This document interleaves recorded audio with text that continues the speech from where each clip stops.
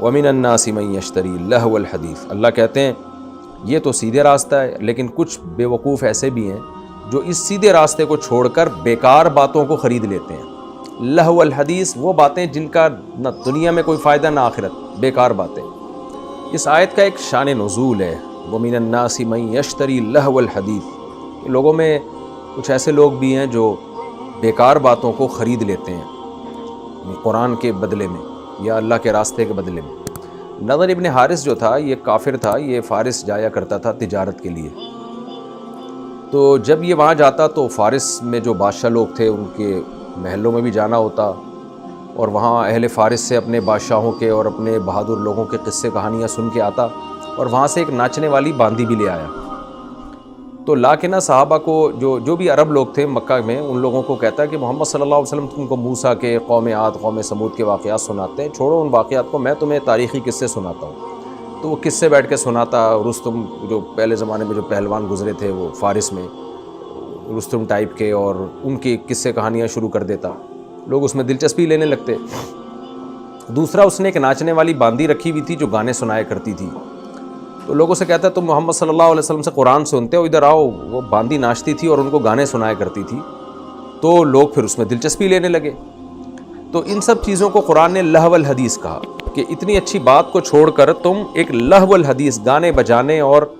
ان باندیوں میں اور موسیقی میں دلچسپی، موسیقی کے آلات بھی اس میں داخل ہیں، جیسے عبداللہ بن عباس رضی اللہ تعالیٰ عنہ نے لہو الحدیث کی جو تشریح کی ہے وہ گانا بجانا، موسیقی کے آلات، تو یہ سب چیزیں اس میں داخل ہیں۔ تو علماء نے لکھا ہے کہ کوئی ایک چیز اس آیت کا مصداق نہیں ہے، ہر وہ چیز جو اللہ کی یاد سے آپ کو غافل کر دے اور غفلت کا ذریعہ بنے، جو آپ کو قرآن و سنت سے دور کر دے، اس میں ڈرامے، فلمیں اور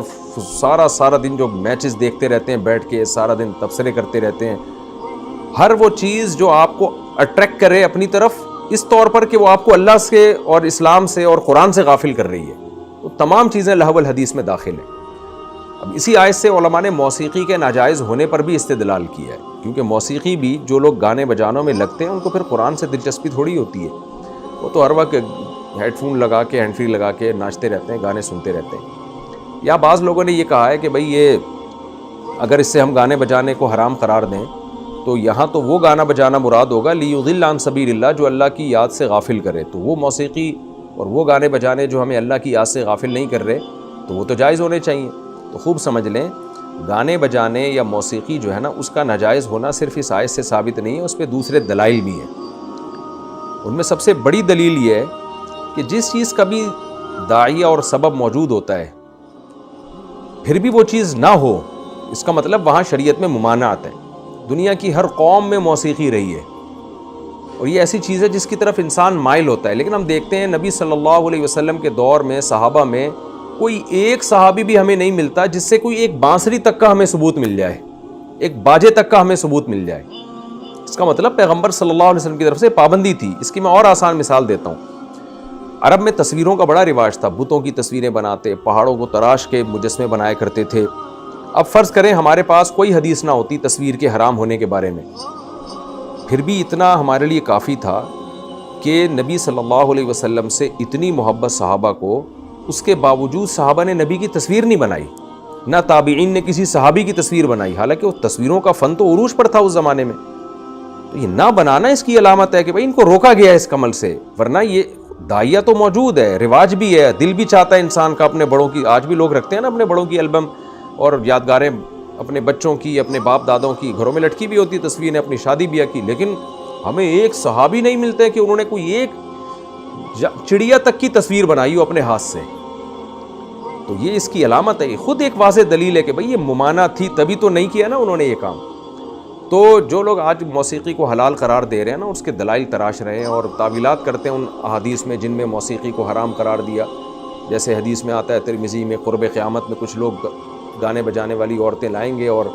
جو ہے وہ ناچ گانوں کی محفل ہوگی، موسیقی ان کے سروں پہ بجائی جائے گی اور اللہ ان سب کو زمین میں دھسا دے گا۔ تو تعویل کرتے ہیں کہ جی اس سے تو وہ موسیقی مراد ہے جو لڑکیوں کے ساتھ ہو اور یوں چھل کود مچائی ہوئی وغیرہ وغیرہ، جو بھی دلائل دیے جاتے ہیں۔ سوال پیدا ہوتا ہے بھائی اگر یہ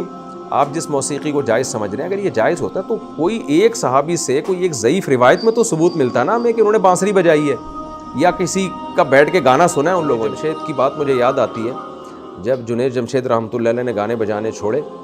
تو ظاہر ہے ایسے موقع پہ انسان گنجائش تلاش کرتا ہے، کہیں کسی مذہبی اسکالر سے، کہیں قرآن و سنت سے مجھے گنجائش مل جائے۔ تو بہت سے لوگوں نے جنید جمشید کو کہہ دیا گانے بجانے جائز ہیں اسلام میں، لیکن جنید جمشید کی ایک بڑی اہم بات ہے، اس نے کہا کہ میں نے بہت تلاش کیا کہ ایک بانسری تک کا بھی مجھے اگر ثبوت مل جائے نا تو میں دوبارہ موسیقی شروع کر دوں گا۔ تو میں نے تلاش کیا، کہیں بھی کسی اسکالر نے ایک بانسری تک کا بھی مجھے حدیث سے ثبوت نہیں دکھایا کہ صحابہ یا تابعین میں سے کسی نے بانسری بھی استعمال کی۔ اس سے پتہ چلتا ہے اسلام موسیقی کو پسند نہیں کرتا۔ اور یہاں بھی اللہ تعالیٰ نے جیسے عبداللہ بن عباس کی جو تفسیر ہے اس کے مطابق لہو الحدیث میں یہ غنا، گانے بجانے اور موسیقی کے آلات شامل ہیں، اس کو اللہ نے ایک برائی کے طور پہ بیان کیا۔ یہ چیزیں عام طور پر اللہ کی یاد سے غافل کرتی ہیں۔ ہاں کچھ موسیقی ایسی ہے جس کے جواز میں اختلاف ہے، جیسے کہ جنگ کے موقع پر جو دف بجایا جاتا ہے،